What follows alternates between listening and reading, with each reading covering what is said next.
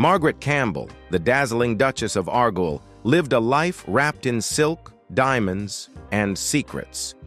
Behind her beauty and perfect poise lay a locked drawer that no one dared open until her husband shattered it open and uncovered evidence so explosive it shook Britain's high society to its core. This is the story of the woman the world would soon call the Dirty Duchess. The making of Margaret Campbell. Long before she became the most scandalous Duchess Britain had ever seen, Margaret Campbell was already living a life that read like the opening chapter of a stormy novel. Born into the fortune of a Scottish millionaire, she grew up not in cold castles or quiet countrysides, but in the electric heart of New York City, surrounded by privilege, power, and the polished glamour of America's elite. Her childhood was a whirl of prestigious private schools, glittering social circles, and the kind of wealth that opened every door. Yet even in these early years, there was something unmistakably magnetic about her. While other children blended into the polished woodwork of old money society, Margaret shone, dangerously so. By 15, her striking beauty was already causing whispers. Men, grown men, turned their heads as she walked by, as if the world paused for her. It was the sort of attention that could crown a girl queen of her generation or drag her into ruin. And Margaret, young and hungry for life, felt the intoxicating pull of the spotlight. But beauty that bright always casts a shadow, and in Margaret's story, that shadow would grow long, dark, and unavoidable. Because beneath the satin and privilege, beneath the polished manners and perfect posture, lay the spark of something wild, something that would one day erupt into one of the greatest scandals high society had ever seen. Her origins were glamorous, yes, but they were also a warning shot. The world had given Margaret everything: fame, fortune, admirers. What it didn't know was that she would return the favor with a story so shocking, so irresistible, that decades later people would still whisper her name with a mix of fascination and disbelief. The summer scandal that changed everything. Margaret Campbell's life of glittering privilege took a dramatic turn in the summer of 1928, an innocent holiday that would explode into the first true scandal of her young life. At just 15, she was already mesmerizing, a girl whose beauty could silence a room.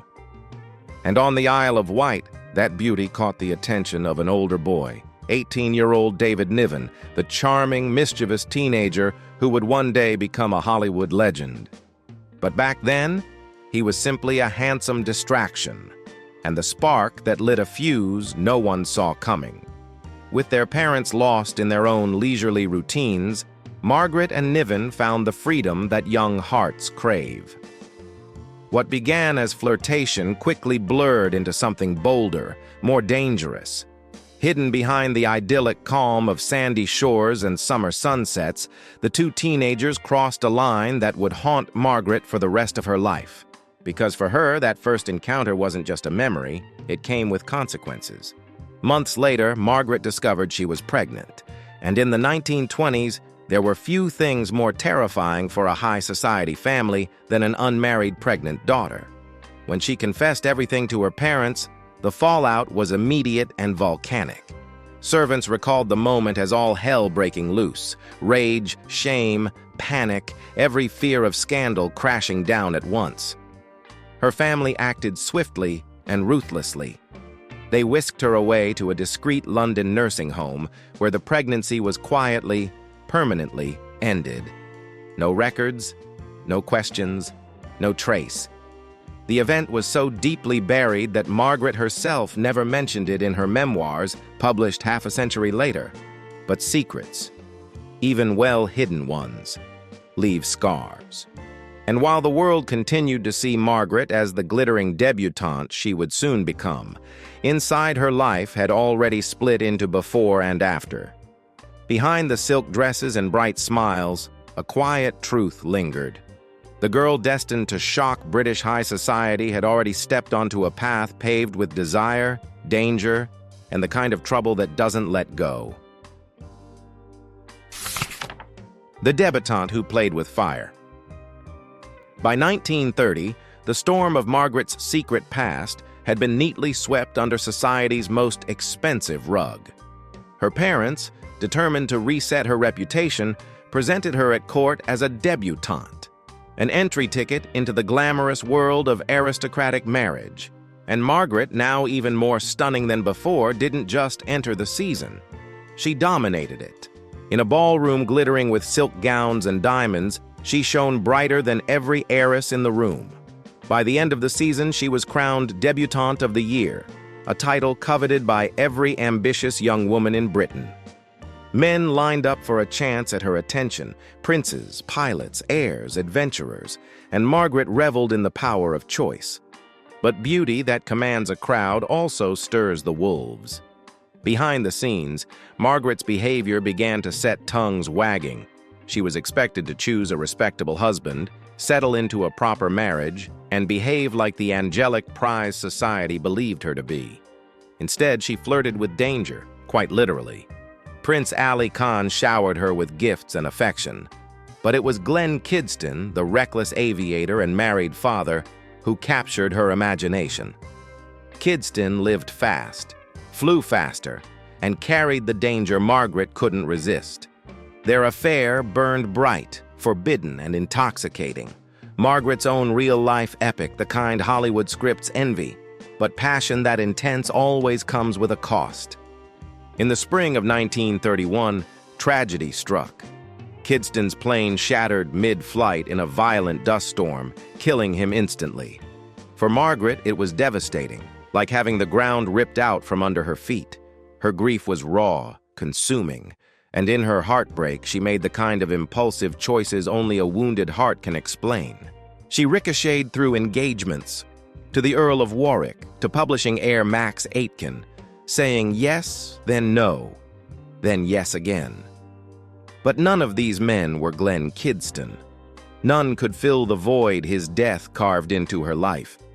And though society saw only a glamorous young woman with suitors at her feet, what they didn't see was this. Margaret was unraveling, one heartbreak at a time. The debutante who had once dazzled London's elite was now dancing dangerously close to the edge of her own story, a story that would soon grow darker, stranger, and far more scandalous than anyone could imagine. Love, loss, and the first cracks in a perfect life. After the chaos of her whirlwind engagements, Margaret Campbell seemed desperate for something solid, something that would anchor her drifting heart. That anchor arrived in the form of Charles Sweeney, a wealthy businessman and devoted golfer. He wasn't dangerous like Kidston, nor dazzling like a prince. He was safe, stable, the kind of man who could give her the respectable life society expected. But safety, as Margaret would learn, can be its own kind of heartbreak. The moment she married Sweeney, the universe dealt her some of the cruelest blows of her life. The girl who had once become pregnant far too easily now could barely carry a child. Miscarriage followed miscarriage, 8 in total, each one carving deeper wounds into her mind and marriage. And when she finally reached 8 months of pregnancy in 1933, preparing to welcome her long-awaited child, tragedy struck again. Her baby girl was stillborn. The loss shattered her. It was a pain that didn't just bruise, it rearranged something inside her. Still, Margaret refused to surrender. She tried again, and eventually she and Sweeney welcomed 2 healthy children by 1940. But even with their births, the emotional scars never healed. Something heavy, invisible, and unspoken began following her like a shadow. And then came the accident that would change everything. One ordinary day on Bond Street, Margaret stepped into an elevator, only for the floor beneath her to vanish. She plunged 40 feet into an empty shaft, her fingernails tearing as she clawed at the cables on the way down. By all logic, she should have died. But she didn't. She survived, bloodied and broken, stitched together with 33 sutures and a miracle. Yet the woman who walked out of the hospital was not the same woman who had fallen. Her husband saw it first. the impulsiveness, the reckless behavior, the sudden appetite for danger and desire. It was as if the fall had shaken something loose, or awakened something that had always been waiting beneath the surface. Her life, once gilded and orderly, had begun to crack. And through those cracks, a darker, wilder Margaret was starting to emerge. The world had no idea how powerful and how destructive that transformation would become. The Duchess meets her doom. As Margaret struggled to rebuild herself after the elevator accident, she drifted into a series of fleeting romances. Texan banker Joseph Thomas, art world insider Theodore Rousseau, men who briefly filled her need for excitement, but never her growing hunger for something bigger, something more dangerous. And then she met him, the man who would unravel the rest of her life. Ian Douglas Campbell, the Duke of Argyll, walked into Margaret's world like a storm in human form.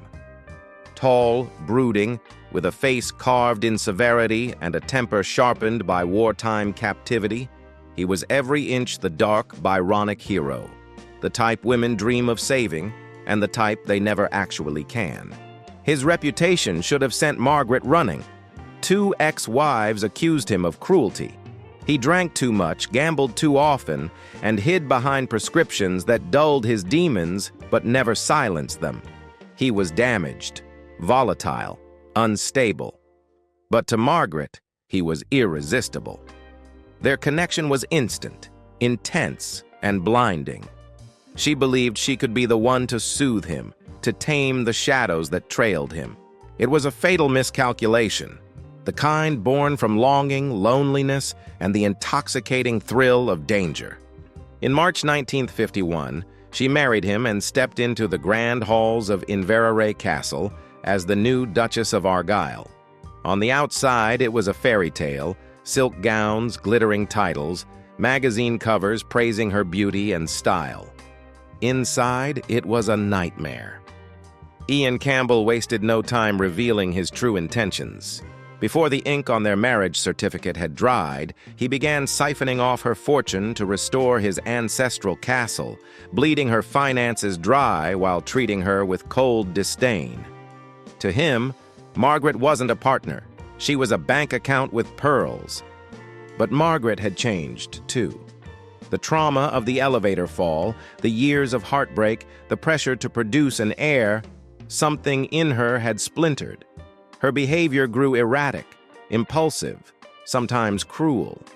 She even attempted a sinister ploy, forging letters suggesting the Duke's 2 sons were illegitimate, a desperate play to secure her own place in the family hierarchy. Money couldn't buy happiness, but Margaret was about to learn that it couldn't buy protection either.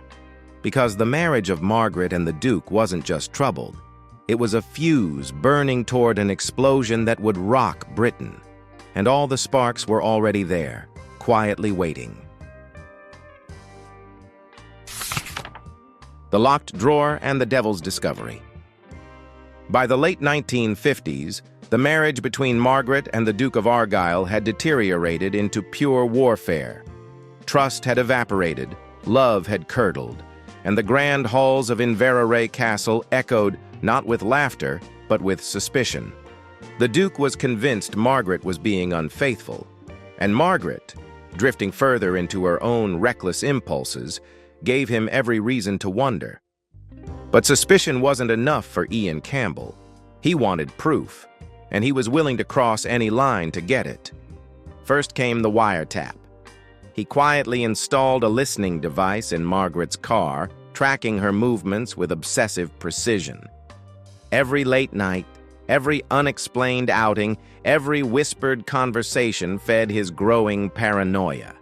But even that wasn't enough. The Duke needed something tangible, something he could hold in his hands. That's when he became fixated on the locked drawer. Margaret kept it hidden away in their London home, sealed tight with a key she never shared. For the Duke, it became an object of pure torment. What could she possibly be hiding that required such secrecy? What truth was she protecting? One day, when Margaret was safely across the Atlantic in New York, the Duke made his move. He summoned a locksmith, ordered him to break open the drawer, and stood over him as the lock gave way. What he found inside didn't just confirm his worst fears, it ignited one of the greatest scandals in British history. Inside the drawer was a stash of explicit Polaroid photographs, shocking even by today's standards. In them, Margaret appeared in intimate acts with men who were very clearly not the Duke. Her face was often obscured, but there was one unmistakable detail: the iconic three-strand pearl necklace she wore everywhere. Some photos were so compromising they would have been unprintable even decades later. But the most infamous of all showed Margaret kneeling before a man whose head was conveniently out of frame, the image that would soon be known worldwide as the Headless Man. The Duke didn't hesitate. Armed with the photos, he filed for divorce and accused Margaret of entertaining 88 lovers during their marriage. This wasn't just scandal, it was dynamite. Margaret's private world had been cracked open, and the explosion would soon be heard across all of Britain, drawing in politicians, actors, aristocrats, and anyone unlucky enough to have crossed her path. And this was only the beginning. The Headless Man and the Trial of the Century. When the Duke of Argyll shattered the lock on Margaret's hidden drawer, he didn't just invade her privacy, he ignited one of the most sensational scandals Britain had ever seen. Inside lay a collection of Polaroids so intimate, so boldly captured, that even modern eyes would widen. And yet one detail stood out above all: Margaret's unmistakable three-strand pearl necklace, glittering in every frame like a silent signature. The most explosive photograph, the one destined to define the trial, showed Margaret kneeling before a man whose face was cropped out. The press would christen him the Headless Man, a figure who instantly became Britain's most notorious mystery. Overnight, newspapers erupted with speculation. Rumors targeted ministers, aristocrats, even Hollywood royalty. Duncan Sandys, Churchill's future son-in-law, was pulled into the firestorm. Douglas Fairbanks Jr. became another prime suspect when handwriting on the back of the photo appeared eerily familiar. But Margaret refused to name a single lover. Her silence infuriated the press and fascinated the public. Each day, the courtroom swelled with reporters hungry for scandal, turning the divorce hearing into a national spectacle. Cornered but defiant, Margaret launched a countersuit, accusing the Duke of having an affair with her own stepmother. It was a dramatic strike, but without a witness, the accusation collapsed instantly. What followed was a judicial reckoning that would wound her reputation for decades. Judge Lord Wheatley delivered a ruling carved with cruelty. He didn't simply grant the divorce, he dismantled Margaret's character, condemning her as completely promiscuous and wholly immoral. It was a public execution masked as legal judgment, and the blow shattered any chance she had of reclaiming her place in society. Margaret walked out of court a free woman, but a fallen duchess. Her pearls became symbols of scandal, and the Headless Man remained a secret she guarded fiercely. One last piece of power she refused to surrender. The fall of a duchess. When the trial ended, Margaret Campbell stepped back into a world that no longer wanted her. Once admired for her elegance and impossible beauty, she was now known only for pearls, Polaroids, and a faceless man. But Margaret, stubborn to her core, refused to vanish. If society insisted on making her a spectacle, she would take control of the stage, no matter how bruising the spotlight had become. Her first act was both shocking and heartbreaking. She opened her former home at Upper Grosvenor Street to paying visitors, turning the site of her private humiliation into a kind of scandal museum. Crowds flocked to see the rooms where the Duke had uncovered the infamous photographs, whispering about the Duchess who had once ruled London's elite. It brought income, yes, but it stripped away the last layers of dignity she possessed. Her finances crumbled as relentlessly as public opinion.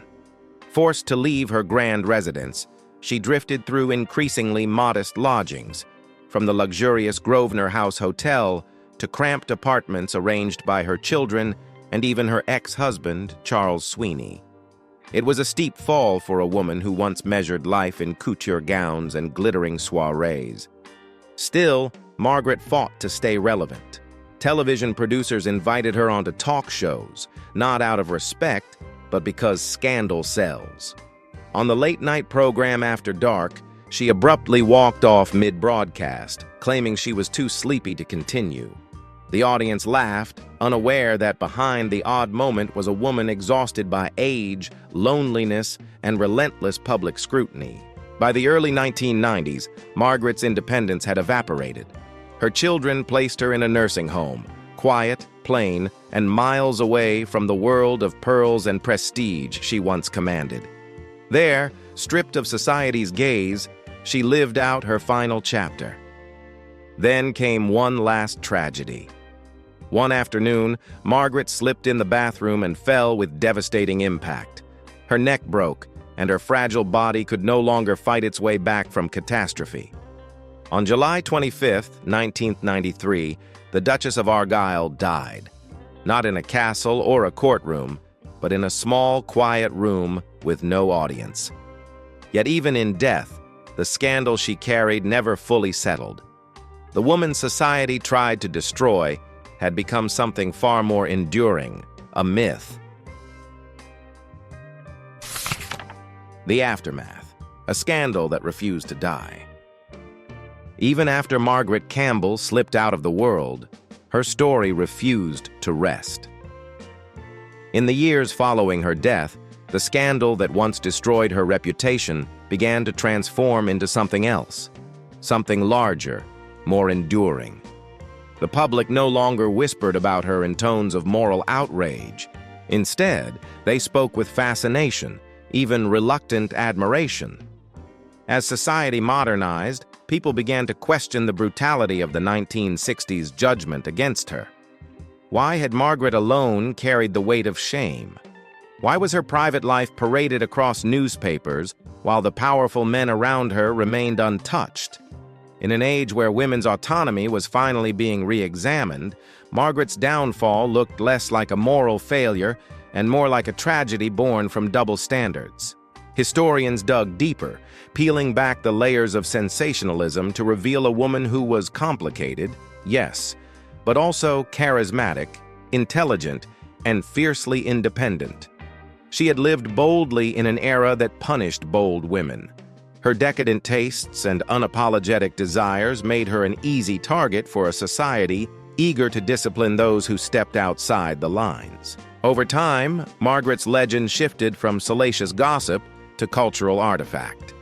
The mystery of the headless man remained unsolved, a tantalizing thread that guaranteed her story would never truly fade. Scholars debated the possibilities, journalists revisited the scandal, and true crime enthusiasts dissected every detail. The Duchess had become an icon not because she was perfect, but because she was unforgettable. Her pearls, once symbols of privilege and scandal, turned into emblems of a woman who refused to surrender her identity. Even as life stripped away her status, her wealth, and eventually her dignity, she clung to the image she crafted for herself. That stubbornness, once mocked, began to look like resilience. Margaret Campbell's afterlife wasn't peaceful, but it was powerful.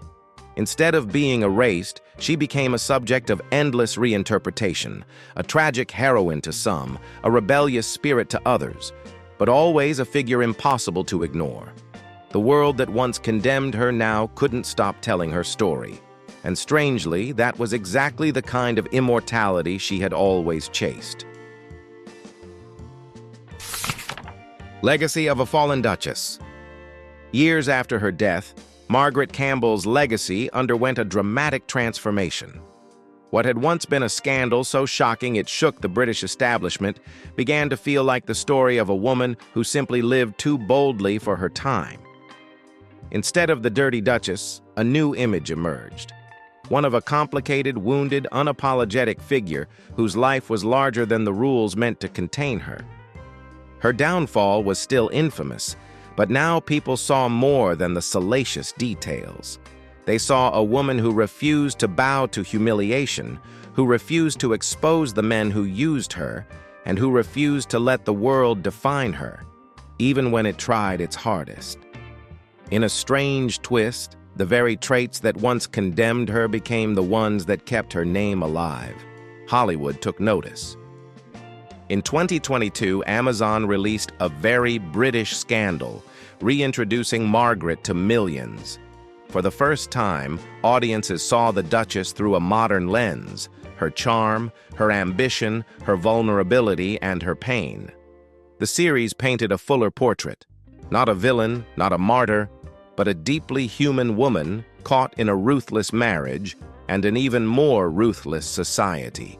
This new portrayal sparked debates about judgment, privilege, and the brutal expectations placed on women of high rank. It highlighted how Margaret had been publicly executed in the court of reputation, while the powerful men around her walked away unscathed. The retelling didn't excuse her flaws, but it finally contextualized them. Her pearls, once silly symbols of vanity, became something else: armor. A reminder that even when the world stripped her bare, she held on to grace, defiance, and style. And her most quoted line echoed through time with unexpected poignancy: always a poodle, only a poodle, and 3 strands of pearls. Even in collapse, she insisted on elegance.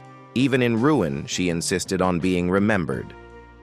Today, Margaret Campbell stands as a figure suspended between scandal and mythology, a woman punished for wanting too much and living too freely.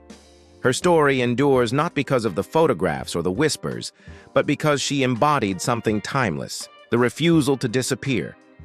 Her legacy is imperfect, volatile, and unforgettable, just like the woman herself. The Final Fall and the Woman Who Wouldn't Be Forgotten. In her final years, Margaret Campbell lived far from the glittering world that once celebrated her. The Duchess, who had commanded headlines with beauty, scandal, and defiance, now drifted quietly through smaller and smaller rooms. Hotel suites, modest apartments, and eventually a nursing home chosen by her children when her health began to fail. The fall from grace was undeniable, yet Margaret remained unmistakably herself: proud, sharp, unwilling to bow, even as life stripped away everything else. Her last chapter unfolded without glamour, but with a tragic dignity. She walked the halls of the care home with the same poise she once carried through ballrooms, though now the audience was gone. She no longer chased cameras, nor did she flee them. She simply existed, fragile, aging, but still holding the remnants of the persona she had built so fiercely. Then came the moment that closed her story for good. One quiet afternoon, Margaret slipped in the bathroom. The fall was swift, brutal, and final. Her neck broke on impact. This time, unlike the elevator accident of her youth, there was no miracle waiting. On July 25, 1993, the Duchess of Argyll died alone, without reporters, without scandal, just a woman at the end of a long, turbulent life. She was buried beside her first husband, the man who had known her before the world claimed and devoured her story. But Margaret did not stay buried in memory. In the decades after her death, her legend refused to fade. Instead, it grew sharper, reframed by a world finally willing to question the cruelty once used against her. Historians began to see her not as a symbol of moral collapse, but as a woman punished for living boldly in an age determined to silence such women. Then Hollywood resurrected her. In 2022, A Very British Scandal reintroduced Margaret to a new generation, spotlighting not just the infamous photographs, but the loneliness, the ambition, the vulnerability hidden behind her pearls. The world began to understand her in ways her own era never allowed. Even now, the mystery of the headless man lingers, giving her story the same dangerous allure it held in the 1960s, and her pearls, once mocked, have become icons of defiance. Margaret Campbell did not live quietly, she did not die quietly, and she refuses to be forgotten.